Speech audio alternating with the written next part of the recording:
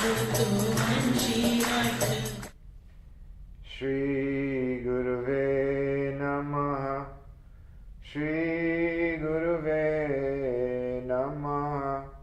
Shri Guruve Namaha. Acharya Mam Vijaniyan Navamanyeta Karhichit Namartya Buddhya Suyeta Sarvadeva Mayo Guru. हे अकारण करुणा पतित पावन श्री कृष्ण, तुमसे विमुख होने के कारण अनादिकाल से हमने अनंत अनंत दुख पाए एवं पा रहे हैं। पाप करते करते अंतःकरण इतना मलिन हो चुका है कि रसिकों द्वारा यह जान भी अपने बुझाव के पसारे अपने वात्सल्यमयी दृष्टि से हमारी प्रतीक्षा कर रहे हो, तुम्हारी शरण में नहीं आ पाता। O my divine beloved, causelessly merciful Sri Krishna, having ignored you since time immemorial, I have been suffering due to committing sins lifetime after lifetime. My mind have become so polluted, even though your saints are telling me you're waiting for me with arms outstretched to embrace me, with a divine life to grace me. Still, I fail to surrender to you completely. The failure to surrender to God completely is because we still live in the ignorance of thinking ourselves to be the body, and that the sensual pleasures that we derive from eating, seeing, taste, touch, smell, hearing, feeling, we think that these sensual pleasures are the limit of what can be considered happiness. We don't realize that true happiness is born out of peace of mind. And in fact, the things that we run after with the hope of gaining happiness from them, sex, things to taste, things to smell, visiting various countries and going to various places to see all the wonderful buildings and see the shows and the plays, we think that such sensual pleasures is the limit of happiness, and therefore we don't understand yet what is happiness, how to find that happiness, and the source of that happiness. Once the son of Varun, Brigu, asked his father, "My father, I've been trying to enjoy the things of the world, but even though I have so much, you're a king among the devas. You are the Lord that controls all the waters. And yet, in spite of all the facilities for enjoyment, I still don't feel completely satisfied. Who is God? I hear only by attaining God we can attain happiness. Who is God?" Then Varun said, "My son, God is he who has created the universe, he maintains it, and he again and again destroys it and recreates it, just as the passing seasons. And God is he who resides in each soul and gives each soul consciousness." Do you understand? Yes, Father, what you have told me, I understand. No, you don't fully understand who God is yet. Go to the Gurukul. Gurukul is that school of spiritual education. So, sent him to school to get educated in who God is. 1 year later, he came back and said, Father, now I know who God is. God is An. An means food. In the womb, the child is nourished by the food eaten by the mother. And when the child comes out, magically, breast milk is produced. And then food grains are there as the child grows older and able to eat solid. There are fruits, vegetables, grains. God is food. Is true food. Everything comes from food. Semen is developed in the father. From the father, the semen is then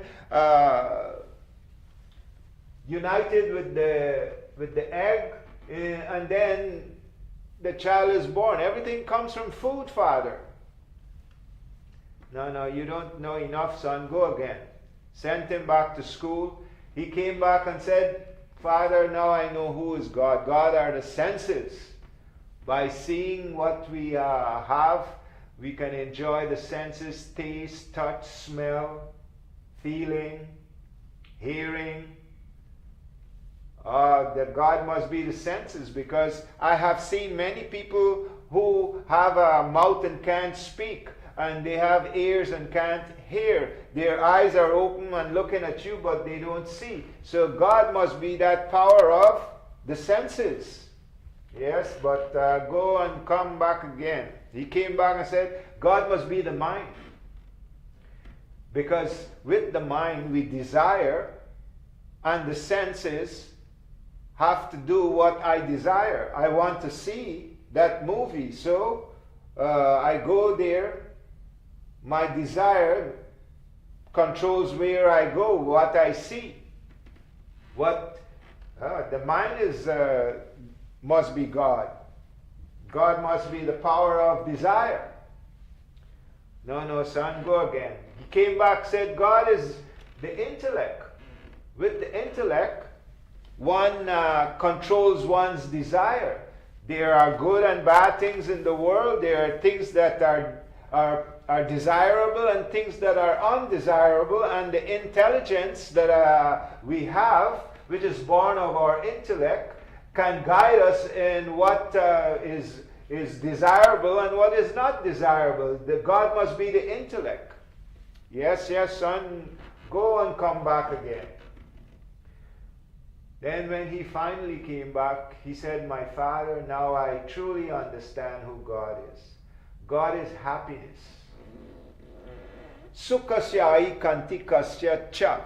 14:27 of the Gita, the Lord declares that I am the source of happiness. Therefore, God is not only the source of happiness, He is happiness. Raso vaisaha, the scriptures say, God is happiness. Anando brahmeti, God is happiness. All the scriptures declare again and again, God is happiness. Therefore, He is the source of happiness that we should be seeking. And thinking that we're the body, we continue to foolishly think it's only in the senses, and so we remain frustrated by trying to give the senses, get pleasure from the senses. We only satisfy the whimsical mind, and we are never satisfied because we are not getting that happiness that can truly satisfy the soul, which can only come from God. So God is happiness, and we naturally desire happiness because we are a fraction of God. Mama amsho jiva loke, jiva bhuta sanatana. All souls are eternal fractions of God. And all souls desire only happiness because we share the nature of God, being a part of God. Just like a cup of salt water from the ocean has all the qualities of the entire ocean. And so we cannot stop desiring happiness because it is our intrinsic nature. And nature is that which is not cultivated. It's who you are. You can't stop desiring happiness. And no one can desire suffering, which is the opposite of happiness. So the scriptures describe there are these two goals: to end all suffering and to attain perfect happiness.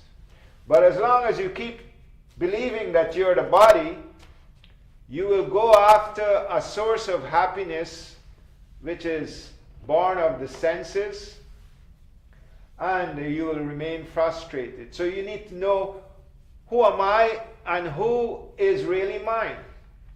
Apart from ourselves, individual souls, there are only two other entities.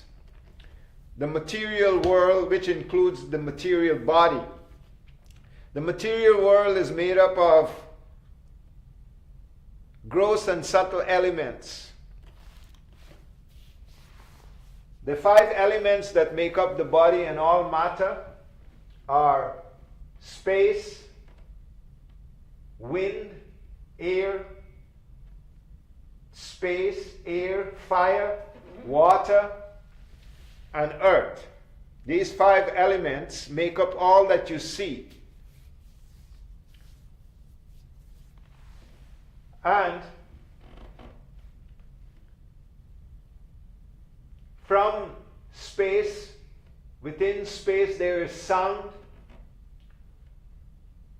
Within wind there is sound and touch. Within fire there is sound, touch, and sight.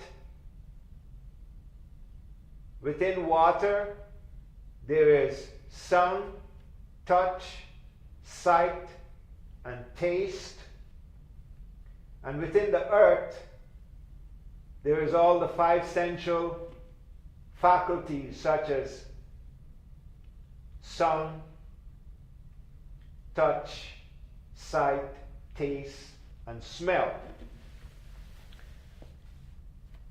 Now these are the physical and subtle senses, the physical and subtle elements. There is also mind, intelligence, and ego. These components, these faculties, are made up of the material nature. Apart from this, there is God. Who is God? God is happiness. And someone can be described as God if he has this type of Bhagavan, which means one who possesses 6 opulences. These 6 opulences are described as Ishvaryasya, Samagrasya, Viryasya, Yasya Saha, Shriyaha, Gyan Viryagyasyo, Chaiva Sanam Bhaga Itingana. Which means, he who is full, he who has unlimited, he who has infinite wealth. You know, there are many wealthy people, but no one has infinite wealth. Only God owns everything. He owns not only you and I and all that we possess, but he owns the earth and countless worlds. He owns the heavens and the hells. He owns the universe. So he is the most wealthy. Unlimited. And he is known throughout the universe. So he is the most famous. He has created all beauty. Look at everything. Beautiful women, beautiful flowers, beautiful forms, all kinds of variety of colors and shapes. Imagine the creator of all this beauty, which is insignificant compared to the beauty of God. They say Cupid is the most beautiful creature in God's creation. And billions of Cupids can be sacrificed where the beauty of God is concerned. You see, nothing can come from someone who is not. God is the most beautiful. That's why beautiful things are there to be seen. God is the most knowledgeable. He lives in each soul and gives the power of the senses, mind, and intellect. He lives in each soul and gives consciousness to you and I, the conscious soul. And He knows each soul's past, present, and their future. He sits there noting down all their good and bad deeds and makes an exacting calculation of their karmic account, and then creates an experience for them to experience their own karmas. God gives the fruit of our actions, which is called your karmic account. We act, and He decides the reaction that you face, whether good or bad, pleasant or unpleasant. So God is the inner controller in us. He is the creator of the universe, the maintainer of the universe. And from God within each soul, He gives intelligence, knowledge. He alone can give freedom from the delusion that you're the body. He alone gives the power of forbearance, truthfulness, mental control, sense control. He alone is happiness or unhappiness. If you're living a life that is of wickedness, you can never be happy. So God gives you unhappiness so that you can stop being wicked and turn from your wicked ways, and then maybe you will try to be good and then begin to enjoy a bit of happiness. And when the mind becomes completely pure, then you will enjoy full happiness. God is birth, death, fear, and courage. He is the form of non-violence and gives that desire in our hearts. He gives equanimity. He gives satisfaction, the power of austerity, simple living, and high thinking. God gives and impels charity within us. He is fame or infamy that we experience or anyone experiences. All of these various attributes of living entities, living souls that you and I are born of God alone, who resides in each soul as the consciousness of each conscious soul. All matter, subtle and gross, are inert. They're lifeless. They're not conscious. God and the soul are conscious. Why the soul is conscious? God is the consciousness of the conscious soul. So we need to understand who we are, who we are related to. The purpose behind that relationship is that God is the source of happiness. God is the form of happiness. He is the personification of happiness. And since we can't stop desiring happiness, it behooves us, therefore, to inquire after God, who is our true Father, our true benefactor, from whom alone that we can find the satisfaction and the complete sense of desirelessness, which can only come when you are fully satiated by the happiness that can come from God alone, because God is happiness. Stop looking anywhere else. We first need to understand how and what is the soul.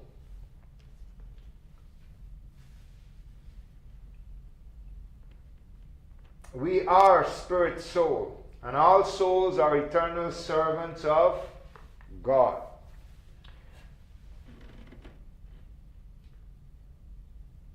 Each soul experiences 3 states of being.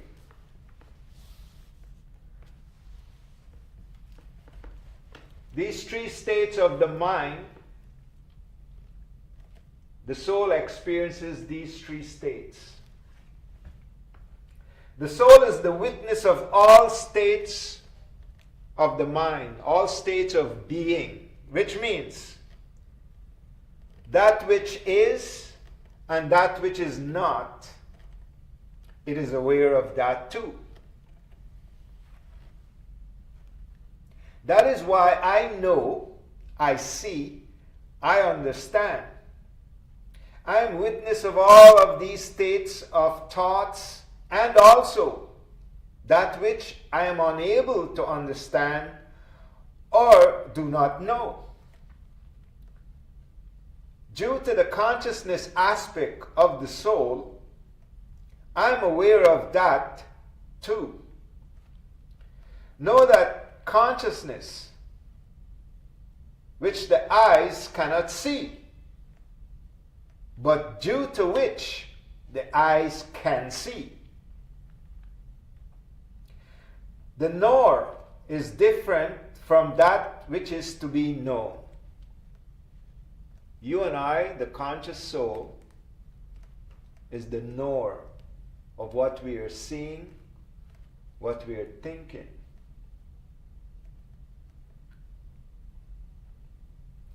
Body, sense, organs, intellect, mind, knowledge, and ignorance are to be known. And the soul is the one who knows them. Known objects are inert. They're lifeless. They're unconscious. Body, sense, organs, intellect, mind, knowledge, and ignorance are inert. They're lifeless. But the conscious soul, you and I, we can know them or not know them.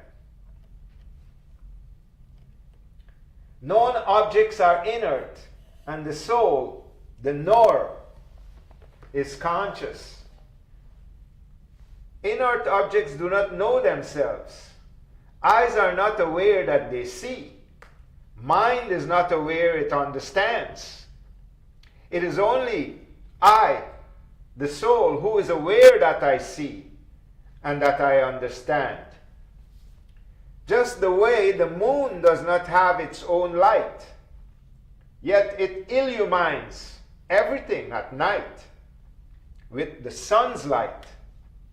In the same way, eyes, ears, and all sense organs, mind and intellect experience the world only because of the conscious soul. The soul alone is the witness of all three states of experience. It illumines the presence and absence of all three states. What are these three states? The waking state, the dream state, and the deep sleep state that we all experience. Right now, I'm speaking to you in a waking state. In this waking state, I'm conscious of all that's external to me. In the dream state, I experience all that the mind-created world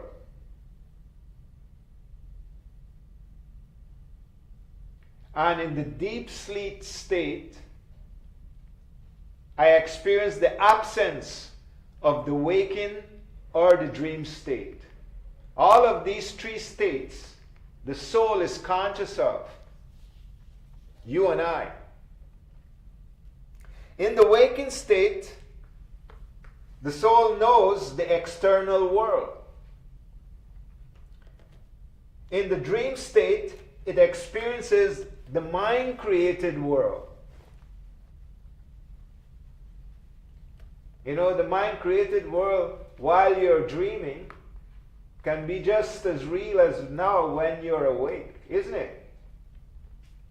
Once there was a neighbor hearing a shout from next door. Oh God, they're beating me, they're killing me. So he jumped out of bed and ran to his neighbor's assistance. When he knocked at the door, "Oh, open the door, open the, who's there?" The neighbor came out all drowsily and he said, "Well, who was beating you?" He said, "No man, I had a nightmare." So it can be as real as now this waking state that we are in. Because all the senses, the mind and the intelligence are at work. And the soul is observing in the dream state just as it is observing right now in the waking state that we are in. And in deep sleep, there is an absence of experience, either in the dream world or in the waking world. So the soul is also conscious that there is an absence of the dream state and the waking state in deep sleep. When you wake up from deep sleep, you realize, oh, I had a wonderful sleep last night. There was no dream bothering me. I slept like a log. And so these three states of mind, the soul continues to experience. And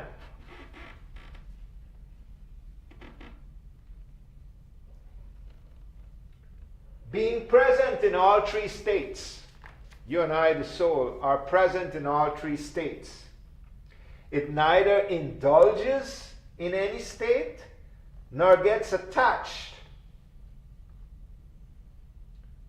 The soul is detached and always remains as the witness alone, the observer. So we need to understand that we are a child of God and we are not the body, senses, mind, intellect, or ego. The purpose of this life is to come to this awareness. Indriyani parani ahur. Indriya biyaha param manaha. Manasatu para buddhir. Buddhir yaha paratastu saha. Superior to your body are your senses. Superior to your senses is your mind. Superior to your mind is your intelligence, your intellect.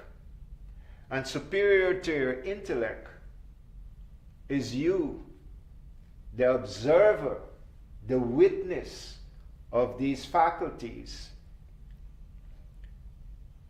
You're the observer of the three states in which these faculties operate. You can never be happy from the things that give sensual pleasure. When you stop running after the things of the world by understanding that God is happiness, when you fully are aware of that fact, you will run after God because you can't stop wanting happiness. It's only the ignorance that you think that more of the world, more property, more comforts, more luxuries, more relationships, this will give you happiness. But this is only pertaining to the body, and you're not the body. You're a divine soul, a child of God. And the search for happiness is correct. It's inherent. It's your nature to want happiness. And that nature comes from the fact that God is happiness. And not only that He is happiness, He is the only true source of happiness. When you recognize this, then nothing will stop you from running to God. With all your effort, all your strength, you will become just like a man who is in his ignorance is trying to be the best businessman and making plans daily, night and day. He's thinking of how to increase his money, his wealth, his business. Night and day. the miserly man is trying to acquire more of the world.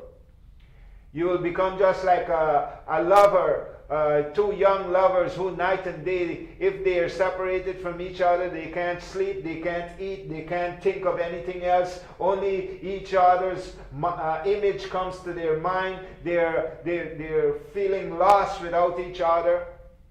You will be like this when you're running after God. When you truly understand that God is happiness, then you will pursue God with full effort.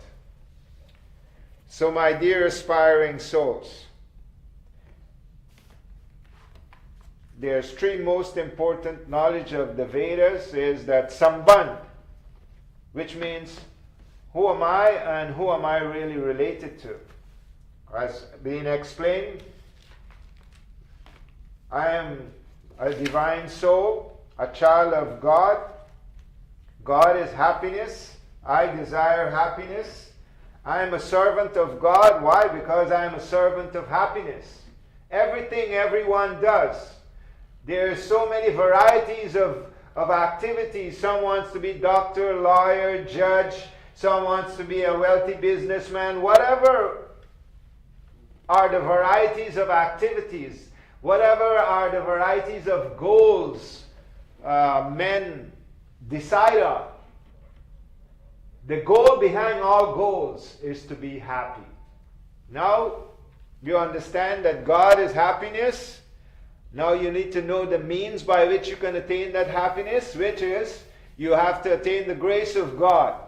The grace of God will come to you when the mind gets purified. The mind can become purified by the guidance of someone whose mind is already purified, a saint of God. He will teach you the means by which your mind can be purified. You have to give up meat eating. You have to give up intoxication. You have to give up illicit sexual activities. And you have to give up the foolish desire to run after the wealth of the world. And you have to give up gambling mentality.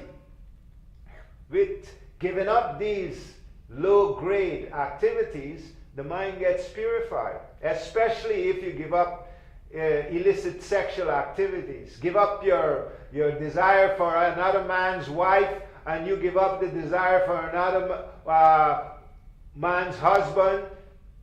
Stop indulging in pornography. Stop indulging in homosexuality. Stop indulging in promiscuous behavior. This is one of the greatest robbers of your peace of mind and makes your mind impure. And one of the biggest crimes there is that we commit sins of is the running after wealth. We cheat, we lie, we outsmart. Father divorces son, son divorces father, mother and wife. Everybody can kill each other for a little bit of wealth. So if you understand the practice of being contented with little and focus on attaining happiness, which can only be from God's grace, which can only come from the guidance of a true teacher, which will help you to purify your mind. He will teach you those practices. When the mind gets purified, God will give you His divine power. Then you will experience the senses, mind, and intelligence of God and the divine happiness of God. Thank you for joining me. Please do so. Next time we will continue on this subject. Radhe Radhe.